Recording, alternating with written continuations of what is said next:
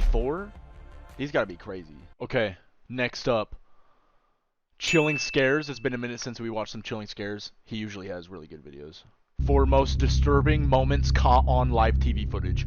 On the morning of August 26, 2015, WDBJ reporter 24-year-old Allison Parker and her cameraman 27-year-old Adam Ward visited the Bridgewater Plaza near Smith Mountain Lake in Virginia. Their goal was to do a live interview with the executive director of the local Chamber of Commerce, Vicki Gardner, about an upcoming event at the lake. Things went just as planned initially, with Adam setting up the camera equipment and Allison starting the interview at 6:45 a.m. What none of them knew, however, was that they were about to become the victims of a crazed stalker. Just seconds into the interview, an armed man walked up to the group and opened fire. The live feed cut back to the in-studio reporter, who was just as shocked at what happened as the many viewers watching live. On live? Okay, not sure what happened there. We will, of course, let you know as soon as we find out what those sounds were from. Tragically, by the time first responders arrived, both Allison and Adam had already succumbed to their injuries and passed away. Vicki was badly hurt as well, but she managed to play dead and ultimately survive the encounter despite getting shot in the back. As for the perpetrator, he had already fled the scene by this point, and with no nearby CCTV capturing a clear image of his face or vehicle, investigators were left at a dead end. But then, someone at the WDBJ network analyzed the footage further, which revealed one blurry but still recognizable frame of the person responsible for this tragedy. This was 41-year-old Vester Lee Flanagan, a former WDBJ reporter who went by the professional name of Bryce Williams. No shot! Allison and Adam in the past, but was fired from his job after higher-ups received several reports of workplace aggression. Motherfucker was However, jealous? what seemed like a disgruntled ex-employee lashing out at his former colleagues at first turned out to have a far darker backstory to it. You can't just try out a Vester CBS had or an something? extensive history of being Oh, he was. Oh. You can't just try out at Fox? He don't want to be on Fox. CNN? Something? Shit. Difficult to work with, long before he joined WDBJ. He was fired from one of his early reporting jobs from NBC affiliate WTWC in the year 2000 for, quote, odd behavior towards his coworkers. While the exact reason for his termination was never revealed to the public, from what I was able to find, it had something to do with him being aggressive and trying to intimidate others. But instead of admitting fault, he filed a racial discrimination lawsuit against his employer, which eventually ended with an out-of-court settlement. However, that was only the beginning. From there, he found work at multiple other stations, but struggled to build a career at one place, largely due to the many altercations. Coming up, so chat, make sure you save up for the Gymshark Black Friday sale. Are you fucking kidding me, bro? How many for you want? Dude, so he been getting fired. He was at NBC, CBS. Bro, he can't sustain it. So he got pissed and shot that reporter for what, taking his job because she was better? To build a career at one place, largely due to the many altercations he got into with his colleagues. He had severe anger management issues and would often resort to physically confronting his coworkers over even the smallest disagreements. He had increasing conflicts with people at the station, especially the floor crew, some of the other reporters, some of the photographers in the field, to the point where he was threatening people, had some physical confrontations with a couple of people, and at one point became such a distraction that we finally had to terminate him. He eventually secured a position at WDBJ in March of 2012, and it was the same story once again. It didn't take long for him to fall into the same pattern of anger and bullying there. Was it the co-host? Just months into his employment, the WDBJ management had already received multiple reports of his coworkers feeling threatened or uncomfortable working with him. In fact, his behavior at WDBJ was worse than at any of his previous jobs, leading to his termination in January 2013, less than a year after he started. He even had to be escorted out by police when he refused to accept his termination and threatened his superiors with violence. Vester once again tried to play the racial discrimination card and singled out Allison and Adam for the alleged racist behavior. However, a third-party investigation didn't find any evidence of discrimination, and his case was thrown out. He likely named them because he knew they were among the coworkers who had filed complaints against him. After his shameful termination from WDBJ, he got his ass fired elsewhere in the industry. And his resentment against the two colleagues he believed had... Do you think they were plotting on him, though? That's crazy. I mean, he fucking shot and killed him. It's terrible. He could not catch a break. I see CNN, ABC, NBC, 6 San Diego. Destroyed his life only grew with each setback. This resentment reached its tipping point on the morning of August 26, 2015. He tracked down where Allison and Adam were doing their next job. Live and stopped leak? them Oh, as they were getting God. ready to go live. There's a As fucking soon as they full began video, the bro. interview, Vester walked up to them and opened fire. But this was only part one of his plan. You see, while Adam's camera did catch Vester for a split second, the footage wasn't clear enough for the investigators to name him as the prime suspect with complete certainty. What? What? Even they got a freeze frame of his ass. What? Is LiveLeak even still a website? Like, is it still up? Dude, I swear that website is the only reason. Fortunately, this doubt vanished quickly when, at 8:26 a.m., Vester faxed a 23-page manifesto to ABC News, admitting to everything. Though most of these pages were filled with nothing more than the incoherent ramblings of an extremely angry and mentally unwell man. In them, he described himself as a human powder keg just waiting to go boom, how he was angry at the world, and mentioned the Charleston church incident as his tipping point. How that connected to him taking the lives of his former coworkers was never entirely clear. Then, at 11:14 a.m., he also uploaded a video of the crime he'd recorded from his point of view on Facebook. Oh This my left no doubt that God. Vester was the one behind the incident, prompting an immediate Fucking nationwide uploaded manhunt. that how long did Tracing it stay itself would up? allow the officers to find them on the highway, attempting to flee the state in a rented vehicle at 11:20 a.m. But when they tried to pull him over, he sped up and eventually crashed onto the side of the road. And before the officers could reach his car, he decided to end the chase with the firearm he had on him, bringing the manhunt to a sudden, shocking conclusion. Wow. On the 25th of June 2014, Charles Bothell went on the Nancy Grace Show seeking the public's help in finding his missing son. 12-year-old Charlie was first reported missing from his home in Detroit, Michigan 11 days ago on June 14th. His father, Charles, had been doing everything in his power to help locate his son, from going door to door in his neighborhood to spreading missing person posters throughout the city. Unfortunately, despite dozens of people, including the FBI looking for him, the young boy was nowhere to be found. And the hope of finding him alive was diminishing with each passing day. Appearing on live TV was Charles' last-ditch effort to raise awareness about his son's disappearance, hoping someone with information might see the show. However, just minutes into the broadcast, the interview took a bizarre turn when Nancy received a report that no one expected. The father of that missing 12-year-old boy, Charlie, with me is his father, Charlie Bothell. Charlie, we're getting reports that your son has been found in your basement. Oh! Did she script Sir? that shit? She knew the whole time. Apparently, while Charles was on TV, investigators obtained a search warrant to conduct a thorough That shit search of his seemed home. fake. There, they What? found Charlie huddled in the basement behind a massive pile of barrels and boxes. Upon hearing the news of his son's discovery, Charles reacted with complete shock. How could your son be alive in your basement?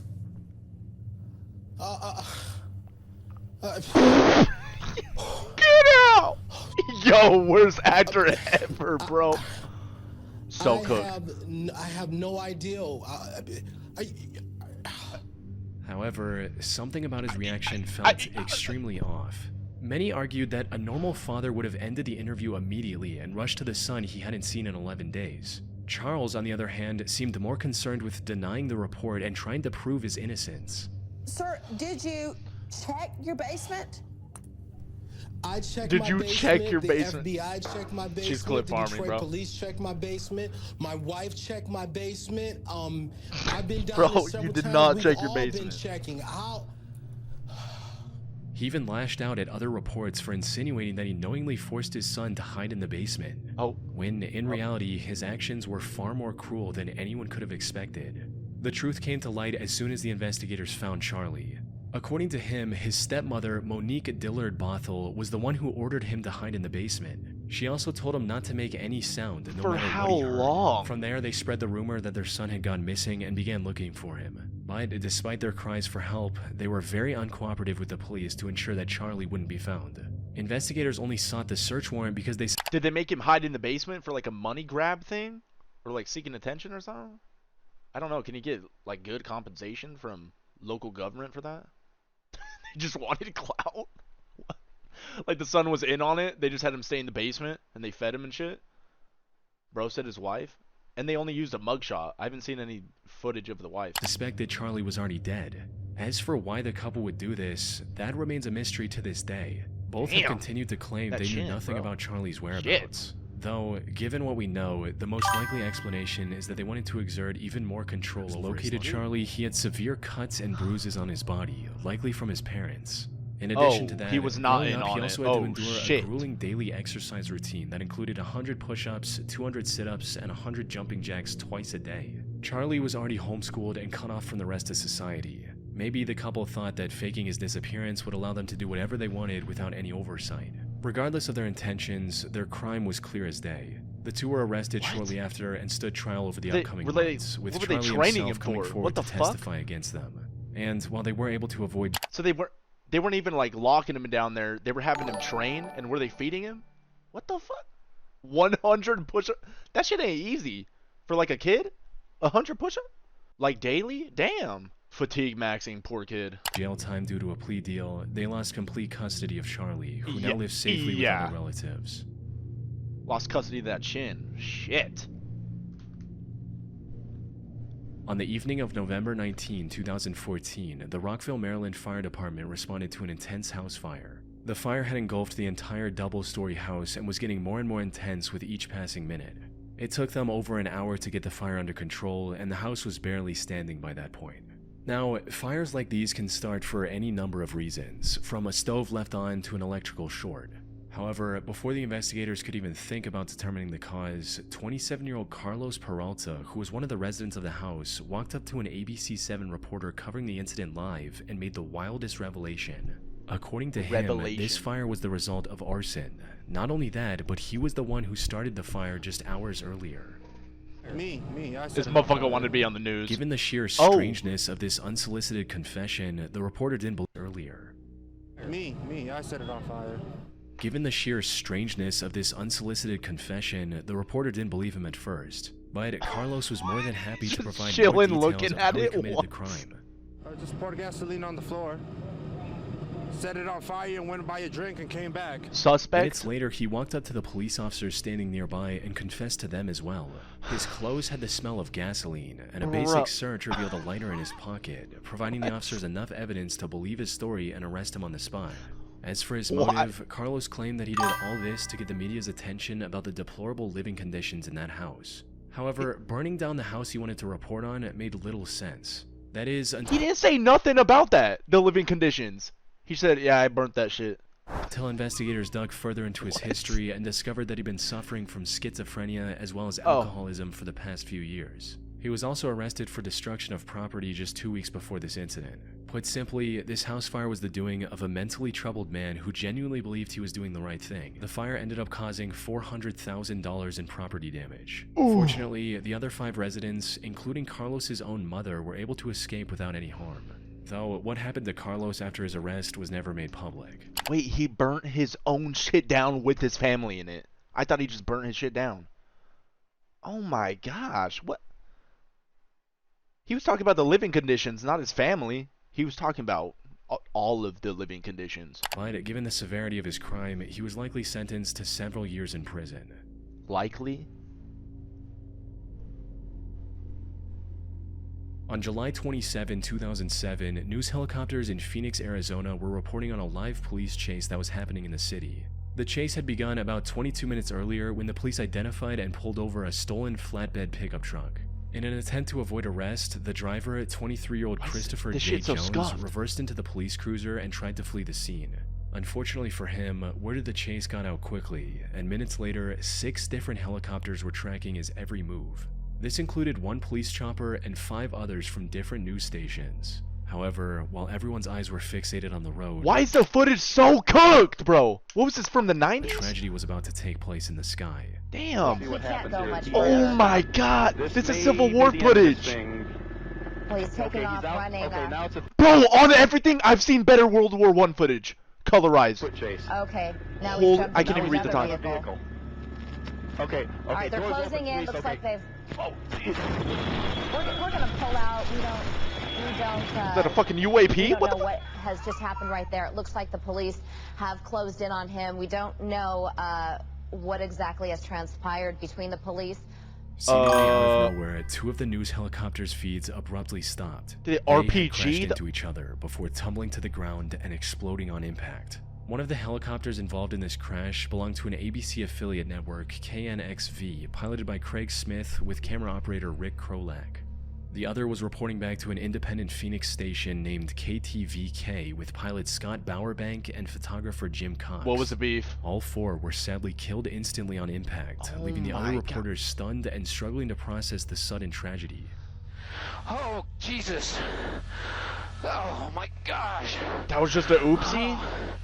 Phoenix Tower, Skyblock 10. Oh my god. Just had a mid-air collision over here at the Alright, how? park. Two helicopters down. Did they not Oh my see god. each?